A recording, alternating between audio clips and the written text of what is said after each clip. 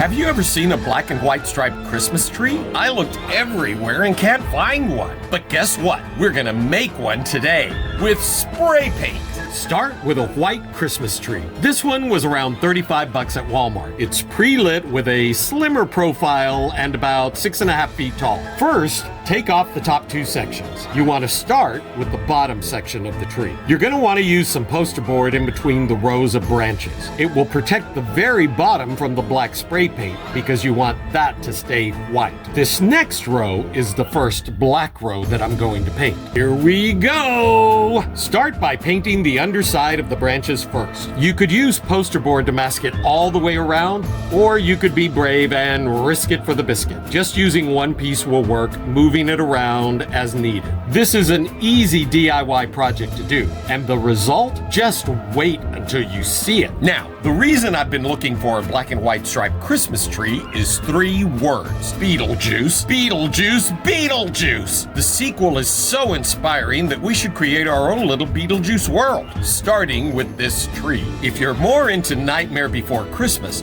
this tree will also be perfect for that.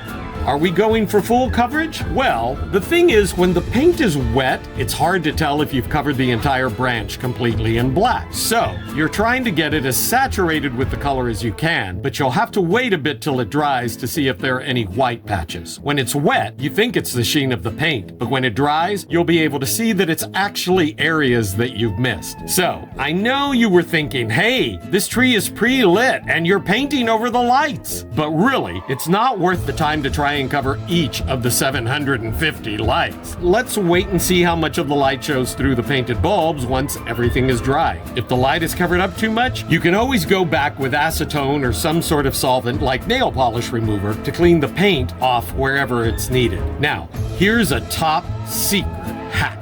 Keep moving the spray paint can at all times. Don't spray in one area too long. The video might look like it's moving at 5 times speed, but it's not. You want to be like a hummingbird. Fast-moving wings, but with a steady focus to get your nectar. Then move on quickly to the next flower. If not, you're going to end up using too much paint in one area. It's just going to take longer to dry and potentially make it a globbed up mess. Now, the good thing about painting outside in Texas today is that it's 80-something degrees in the shade. But a word of warning. If it's too hot outside, the paint will dry before it hits the surface. You'll be dusting the tree instead. So, this is about the perfect day to do it. All right, let's move on to the second layer. Now turn the poster board over so the black paint on the board is facing the black layer. To make this a little easier, cut a hole in the center to fit around the pole of the tree. That way you're protecting all of the layers below. Now take another piece of poster board and cut a big wedge out of it. This will slide in between the layers up to the pole in the center and keep the next white layer protected. Okay, for this part, just gather up the remainder of the section and tape it together with some masking tape so it stays out of the way, just like a ponytail. You could cover it up totally to make sure there's no overspray, but if you're pretty confident with your spray painting aim, don't worry about it. Now, just repeat what you did on the bottom section. Oh boy, whoa, I forgot to put on my gloves this time. Very important tip. Be sure to wear gloves with this project. Holding the tree as you're painting, your hands will get covered in paint and it's nearly impossible to get it all off successfully and you'll end up sticking to the tree every time you touch it. And now, another warning. You should really fluff the tree first. This makes sure that all of the branch tips are straight out and separated from each other. Trust me, you want to do this first. I didn't. This way you won't end up fluffing the tree after it's painted and discovering large unpainted white areas. You see me switching the spray paint cans? Here's what I discovered. Use a flat black primer further back in the branches and on the underside.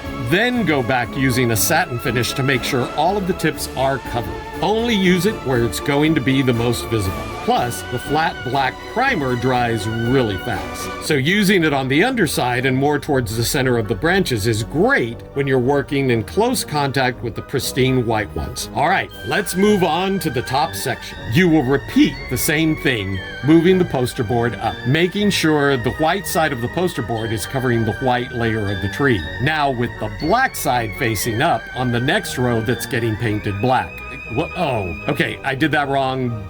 It's okay because this is a dry piece of poster board and the black paint on it's not wet anymore. So for this first row of the top section, just repeat the same process. It looks like a lot of poster board was used for this project, but how many pieces do you really need? Remarkably, just 2. Something else to know. The light's electric cord going in between the rows does get in the way a bit, but it's pretty easy to work around. The spray paint covers the plastic cords really well and dries pretty quickly. How long does this whole process of painting the stripes on the tree take? Total work time if you're working straight through, about an hour. I've been thinking about the easiest way to do this for the past couple of weeks because I've not painted stripes on a Christmas tree before. But because the tree was not fluffed before starting, we took an iced coffee break to let it dry a bit, maybe 15 minutes or so. Then we fluffed the whole tree. Now, at the very top of the tree, the tips just stick straight out because there are not layers of branches anymore. So just separate enough rows so that they look proportionate to the bottom rows of the tree and paint those black. How much paint did I end up using? 2 full cans of spray paint, 1 flat black and 1 of the satin. There's still a little bit of satin paint left to go back for any touch-ups that I need to do. Here's the tree, fully painted and not fluffed. Looks good, but wait until you see it all fluffed up. Now, after being fully groomed, let's see it with the lights on. It looks fantastic. The spray painted lights are going to be fine. There's enough light coming out at the base of the bulb. Again, if you want more light coming through the bulb, just use a bit of acetone or nail polish remover for the black paint. Let all of this fully cure for 24 hours before you start decorating. I'm Rick at Art Collection. You don't want to miss the next video where I start making my custom Beetlejuice decorations. Bye!